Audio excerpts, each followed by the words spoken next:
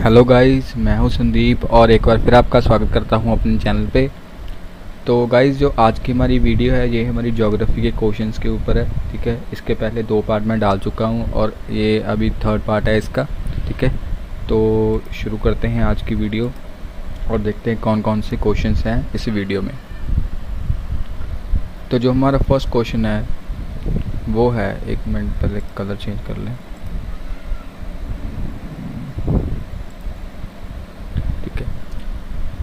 How many kilometres are represented by 1 degree. अभी देखो 1 degree का मतलब, देखिए अगर ये हमारी अर्थ है, ठीक है, तो हमें मालूम है कि यहाँ पे क्या होता है, 0 डिग्री होता है। ठीक है, और पोल्स पे क्या होता है हमारा 90 डिग्री। ठीक है, कितना होता है 90 डिग्री होता है। तो इनके बीच में जो लाइंस होती हैं, ठीक है, इस तरीके से ऊपर से लेके यहाँ तक भी होती हैं, इस तरफ भी लाइंस होती हैं और इस तरफ। ठीक है, ये इमेजिनरी लाइंस होती हैं जो सिर्फ हमने किसके लिए बनाई हुई हैं कि ताकि हम डायरेक्शंस का हम लोकेशंस का अच्छे से पता लगा सकें। ठीक है, तो जो ये वाली लाइंस है, ठीक है, जो हॉरिजॉन्टल लाइंस हैं, जैसे कि ये वाली लाइन है हॉरिजॉन्टल लाइन, इनको हम क्या बोलते हैं, लैटिट्यूड बोलते हैं। ठीक है, और अगर हमारे पास इस तरीके की लाइंस हों, ठीक है, जैसे कि इस तरीके से हो, ठीक है, तो उनको हम क्या बोलते हैं, लॉन्गिट्यूड। ठीक है, इनका ध्यान रखना है, ये होती है लैटिट्यूड। ठीक है, अगर लेटी हुई लाइन है तो वो क्या है, लैटिट्यूड, और जो सीधी लाइन है वर्टिकल लाइन्स है उसको हम क्या बोलते हैं, लॉन्गिट्यूड। तो उन्होंने बेसिकली इस क्वेश्चन में पूछा क्या है कि 1 डिग्री में, ठीक है, यहाँ से देखो ये 0 डिग्री है और ये 1 डिग्री हो गया हम। ठीक है, तो यहाँ से लेके यहाँ पे यहाँ तक, ठीक है, कितना किलोमीटर होता है हमारा डिस्टेंस। ठीक है, क्वेश्चन में ये पूछ रहा है कि 1 डिग्री में कितने किलोमीटर्स होते हैं, 111 डिग्री किलोमीटर, 114, 100 या फिर 19।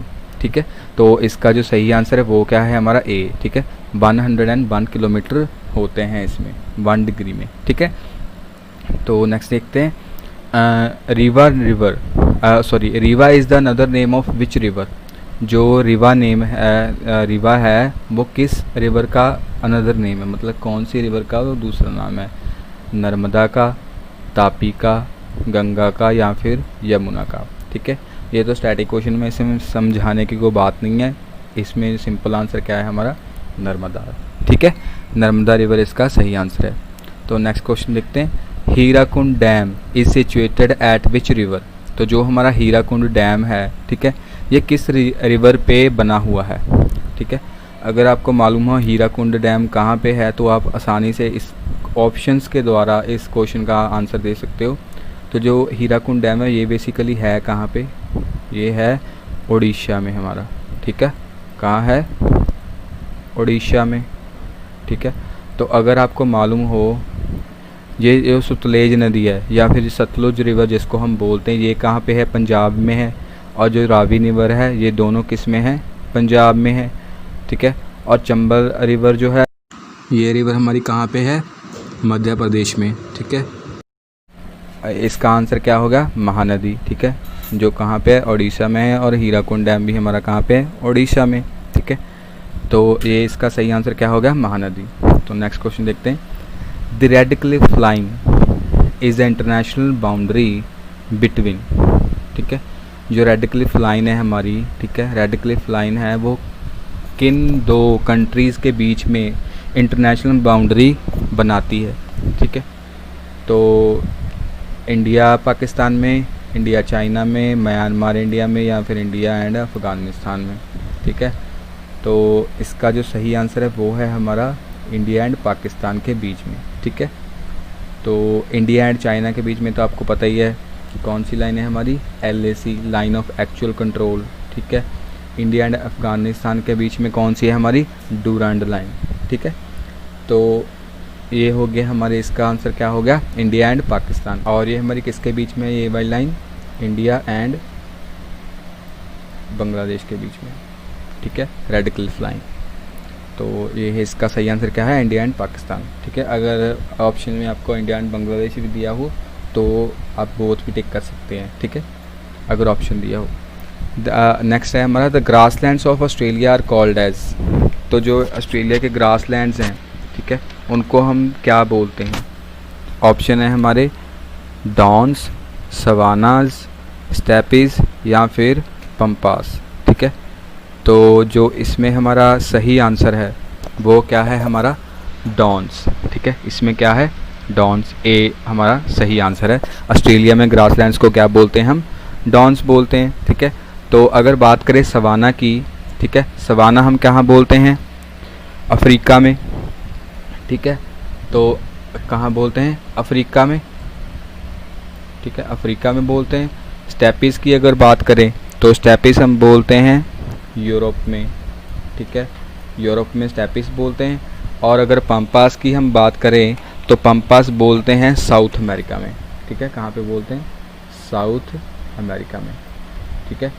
तो जो इसका सही आंसर है, ऑस्ट्रेलिया ग्रासलैंड्स को क्या बोलते हैं? डॉन्स। सवाना हमारा क्या हो गया? अफ्रीका में। स्टेपीज़ क्या हो गया?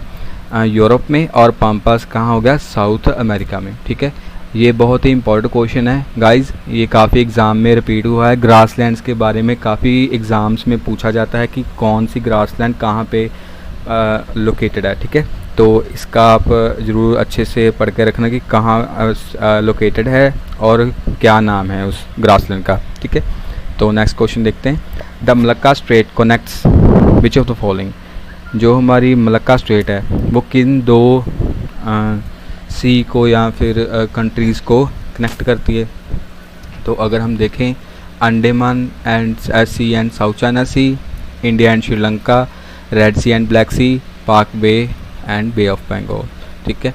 तो इसका जो सही आंसर है वो है हमारा अंडमान सी एंड साउथ चाइना सी, ठीक है। तो ये था हमारा 6th क्वेश्चन। नेक्स्ट क्वेश्चन देखते हैं। Valley of flowers is found on which mountain. जो हमारी वैली ऑफ फ्लावर्स है ये किस माउंटेन पे लोकेटेड है हमारी, ठीक है। नंदा देवी, नीलगिरी हिल्स, माउंट अब्बू या फिर अरावली हिल्स। तो अगर गाइज़ आपको ये मालूम हो कि वैलीज ऑफ फ्लावर्स लोकेटेड कहाँ पे है तो आप इसका आंसर अच्छे से दे सकते हो, बहुत ही आसानी से दे सकते हो। तो ये बेसिकली कहाँ पे है? हमारी उत्तराखंड में, ठीक है। कहाँ पे लोकेटेड है? उत्तराखंड में लोकेटेड है। तो अगर ये उत्तराखंड में लोकेटेड है तो नीलगिरी हिल्स कहाँ पे है? हमारी तमिलनाडु की साइड है, ठीक है। अगर हम ये देखें, इंडिया का मैप देखें, ठीक है,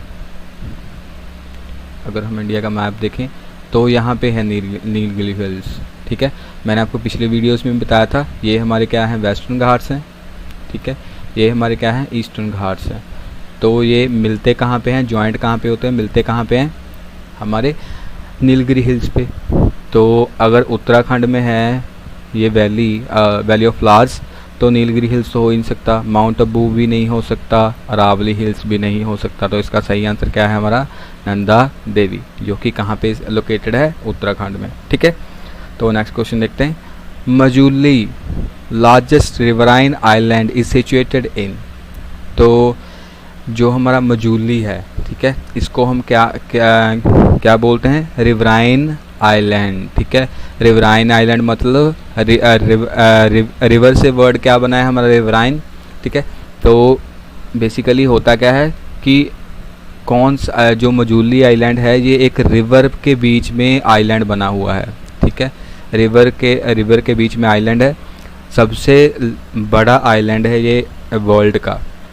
और हमें ये बताना है कि ये कहाँ पे लोकेटेड है? असम में, बिहार में, राजस्थान में या फिर अंडमान एंड निकोबार में, ठीक है। तो जो इसका सही आंसर है वो है हमारा असम, ठीक है। तो कुछ टाइम पहले असम की गवर्नमेंट ने इस मजूली आइलैंड को एक डिस्ट्रिक्ट घोषित किया है, ठीक है। इतना बड़ा है कि इसको एक डिस्ट्रिक्ट घोषित करना पड़ा असम गवर्नमेंट को, ठीक है। तो ये एक इम्पॉर्टेंट क्वेश्चन है, तो ये आप ज़रूर याद रखिएगा, ठीक है। तो नेक्स्ट क्वेश्चन देखते हैं। Indian standard time is ahead of Greenwich time by, ठीक है। तो इसके कहने का मतलब ये है कि जो हमारा इंडियन स्टैंडर्ड टाइम है वो ग्रीनविच टाइम से, GMT टाइम से कितना आगे है, ठीक है।